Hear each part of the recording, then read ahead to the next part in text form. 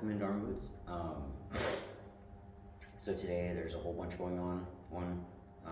I kind of have some kind of like sinus thing going on. So I'm probably gonna sound a little off. It's just normal. We're working through it, no worries. Two, I have the on-call duty phone, so that thing could go off at any moment. Yeah. And then three, I do have to get out of here reasonably early because I do have an on-call based appointment as soon as this is done that I have to get back there for, back to Roseberry's for.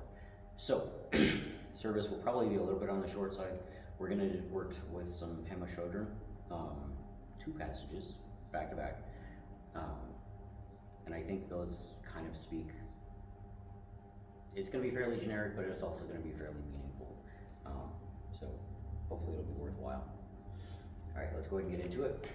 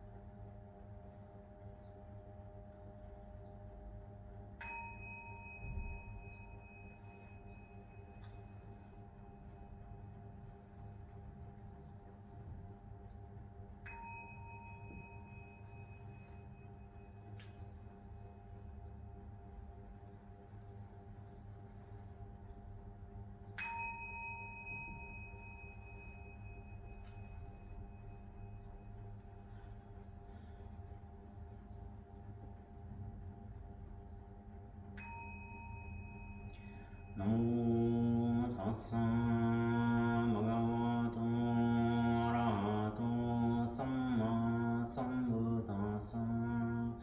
Namo tassa bhagavato arahato samma sambuddhassa. Namo tassa bhagavato arahato samma sambuddhassa. Bhutam saranam gacchami, dhammam saranam gacchami, sangham saranam gacchami.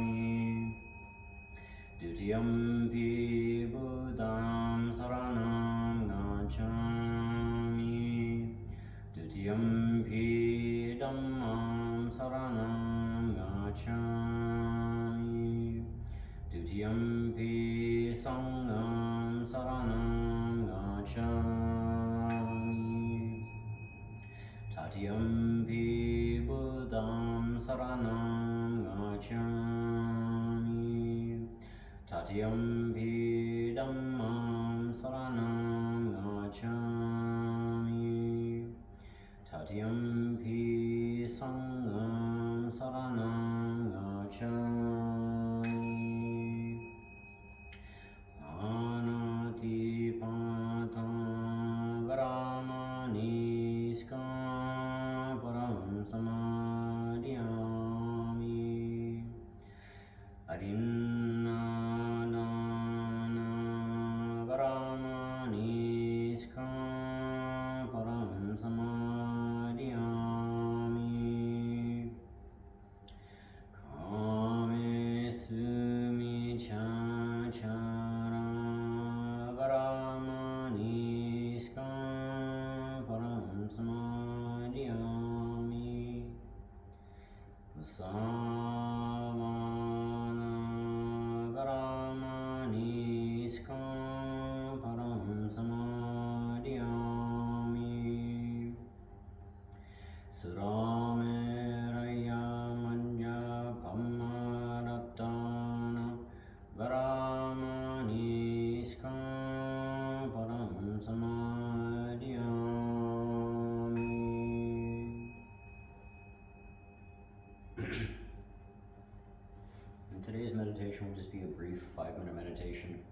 For those who are watching after the live portion finishes, do feel free to pause the video after our 5-minute meditation and meditate for as long as you see fit, and then come back and watch the rest.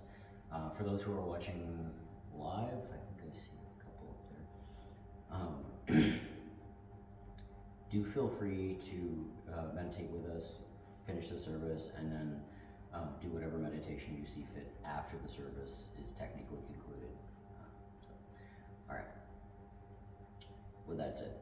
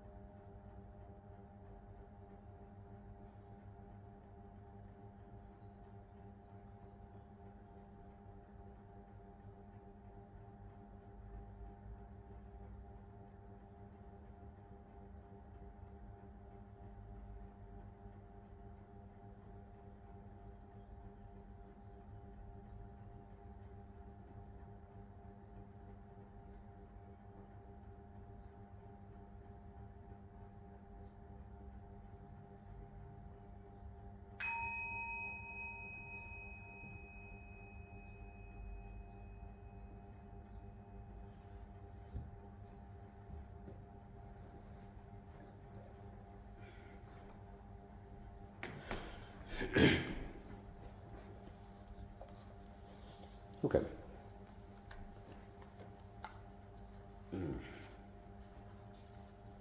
So the passages today are from Pema Chodron, her work Comfortable with Uncertainty. For those who have a copy, these are numbers 56 and 57 on pages 62 and 63. They are experience your life and see what is. So the first thing to notice,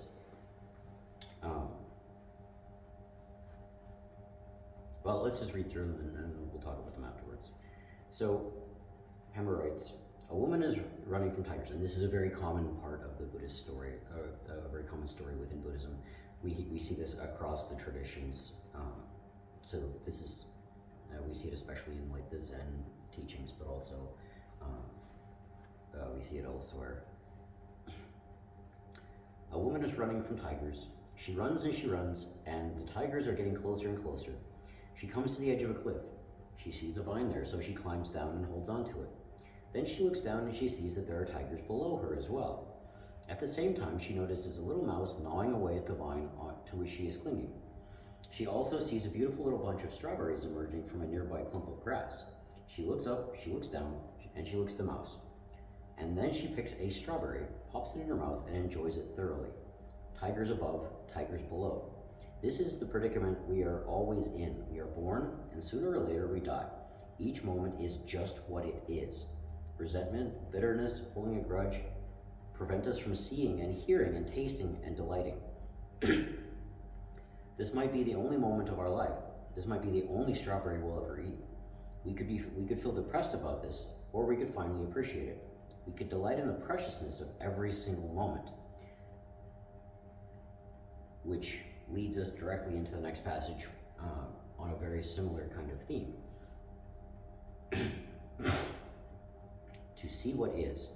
Holding on to beliefs limits our experience of life. That doesn't mean that beliefs or opinions or ideas are a problem. It's the stubborn attitude of having to have things be a particular way, grasping onto our beliefs and opinions that causes the problems. Using your belief system this way creates a situation in which you choose to blind yourself instead of being able to see, to be deaf instead of being able to hear, to be dead rather than alive, asleep rather than awake. As people who want to live a good, full, unrestricted, adventurous, real kind of life, there is a concrete instruction we can follow. See what is. And this is, again, we've talked about this a number of times. This is tatat, seeing reality just as it is, suchness. Without calling your belief right or wrong, acknowledge it. See it clearly without judgment and let it go. Come back to the present moment. From now until the moment of your death, you could do this. And she's right. So what we're talking about here is, like, we see a number of connections to very, very specific parts of the Dharma. So the first passage where we have the lady on the cliff, sometimes it's noted as a man, I don't know if that matters, because it relates to all of us, right? We are all kind of like going from moment to moment. Life could be over at any second. We have the option to give in to the fear of what's happening, to the tigers that are above us, the tigers that are below us, or the mouse gnawing away at the vine that we're hanging from. We can give in to any of that, and we usually do, right? Usually we are stuck in oh, I'm terrified of the tigers, oh, I'm terrified of those tigers, oh, I don't want this mouse to to gnaw this vine away. We don't even see the strawberries. Right? We don't even see that precious thing that's right in front of our faces, because we're so tied to, this concept, that concept. And here we have kind of both a sense of, hey, be thankful for the moments that you do have. Be grateful for what limited time you do have. But we also have in this passage something very striking that the Buddha was pretty clear about. And we see this as well in the second passage. And this is, the Buddha didn't like to give in to kind of these absolutes that we tend to like, we tend to enjoy. And this comes about particularly when we're thinking about the concept of a self, but not exclusively, right? So the whole point behind this teaching is to not be attached to outcomes, to not be attached to this, that, or the other thing, to not be grasping at those things that we either can or can't influence. Right? So when the Buddha says, to those who preach us, or to those who believe in a self, I teach no self. And to those who believe in no self, I teach a self. What he's trying to get at there is, no. Don't hold on to these concrete attachments, these concrete concepts and ideas and opinions. Don't hold on to those. See what's really there. Don't get attached to the things that are superfluous, that are temporary, that are not going to always be there, that are going to change. And so that's what we see when we're talking about tathata, seeing reality just as it is, not as we wish it was, just as it is. And this is a really powerful teaching, because if we put it into practice, and Pema says we definitely can put this into practice, right? We can see what is every moment of every day, if we're making the effort. And if we do that, we develop these key, crucial capacities. Things like compassion comes from this not being stuck in our own heads, right? We see the lack of compassion these days all over the world, all over the political spectrum, all over the social spectrum, all over all of it, where we are stuck in these little boxes that we make for ourselves. We are stuck in these attachments, these opinions, these political beliefs, structures, whatever, that this side's good and that side's bad. And no, they're both sides, all sides, every side, they're all human beings. You have to see them as that, right? Just as they are. They are human beings. Do they sometimes make good choices? Yes. Do they sometimes make bad choices? Yes. And this applies across the board. There is no such thing as perfection. There is only seeing reality as it is. We don't get stuck in concepts of, oh, well, we could do, we could make a perfect world, we could make this utopia. Well, cool, that's fine and well, but that's not what we're here for. We are here to see reality just as it is, and to develop compassion for all those beings, regardless of where they come from, what beliefs they hold, what opinions they have, what thoughts they cling to. Just knowing that we cling to our own thoughts as well, right? We cling to our own beliefs as well. We cling to our own opinions as well. We are not different. We are not different. We are all human beings, and we all deserve to be seen as such and treated as such. This is in part why when we're really doing this well, and I'll give an example from my endorser.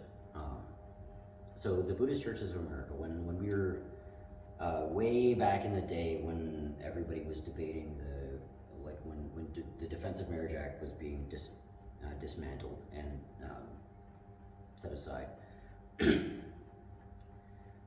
all the chaplains that I was working with at the time, right? Because I was still in the National Guard, and at the time we were, our state chaplain personally called each and every one of us to see what our endorsers' policies were on working with same-sex personnel. And so I called back, I called up, I contacted my endorser, and I got the response, essentially, that came down to, well, are they human? Yeah, if so, treat them like humans. We don't discriminate, right? We don't distinguish, or as my home temple likes to say it, there is no distinction between friend and foe. There is only humans. There is only humans. Every single human that exists deserves to be treated like a human being, regardless. Their actions dictate what consequences they get, but as a human being, It does not matter what their orientation is, it does not matter what their gender is, it does not matter what their political spectrum is, it does not matter any of that. None of it matters. What does matter is what they do and how that impacts others. There's that compassion, right? I can work with everybody, and I do work with everybody. Why? Because out of compassion, I can see them as a human being first, and all of this fluff, all of this external stuff, right? All of these external qualities, I can see those second. First, they are a human being. Second, they are whatever beliefs or opinions or preferences or orientation or gender or any of that. What matters is not that. What matters is, are they a human being? And that's how I see what is. That's how I see reality just as it is. They are a human being first. Where we go from there depends entirely on their actions. We are the heirs of our deeds, and we are the owners of our deeds. We are responsible for the results coming from our actions, from our deeds. That is karma. That is karma writ large. That is karma in totality, right? We are responsible for the things that we do, and we are responsible for the results of those things. We have to see the human being as a human being and take them based on their actions, based on what they do and how that impacts others. That's how we operate. That is the foundation of Buddhist morality. And when we can operate like that, then we are capable of seeing past all of the surface level divisions that we as human beings so love to create towards each other. We can see past all of that to reality.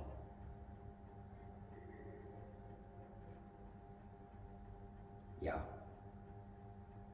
If you think that's not powerful, I would love to hear why. So that's what we do, and that's how we operate. With that said, I do think I'm going to probably cut it a little bit short because, like I said, I do have the on-call phone response that I gotta go get to. They had set it up in advance that I could meet them after the service was over. Yeah. At any rate, they are also human beings, and they also are worthy of the same care, compassion, and respect as everybody else is. And I gotta go deal with that too. Right? So I would like to have more time with this and more time with you guys. Let's go ahead and close it out so I can get over there and make sure that all human beings are taken care of, and make sure that my actions and the results of my actions are in keeping with compassion and with the Dharma.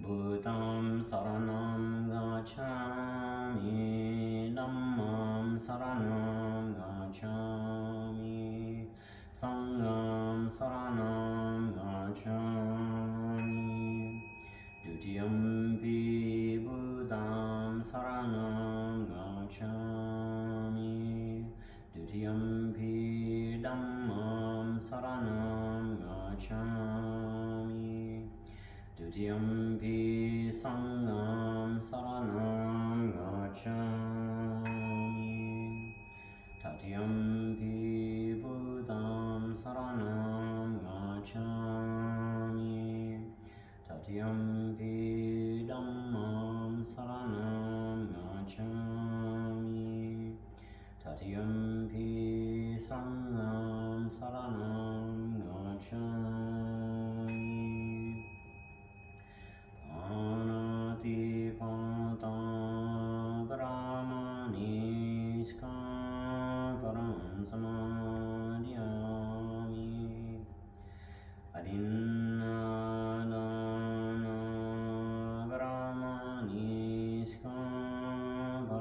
samadhyami.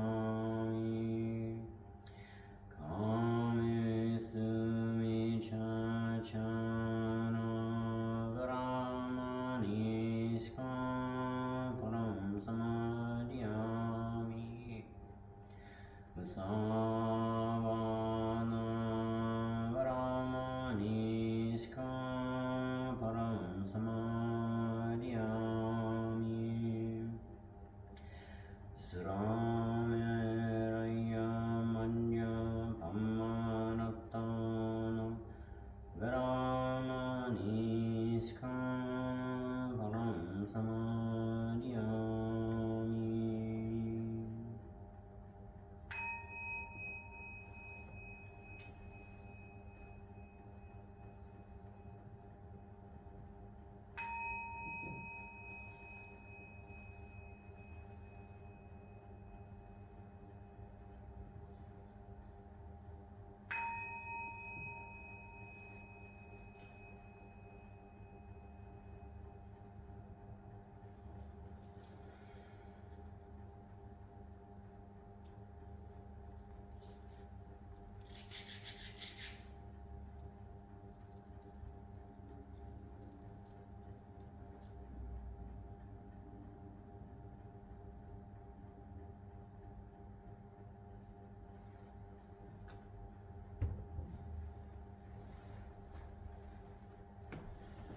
Alright, thanks for watching, Dharma Boots. We'll see you guys next time.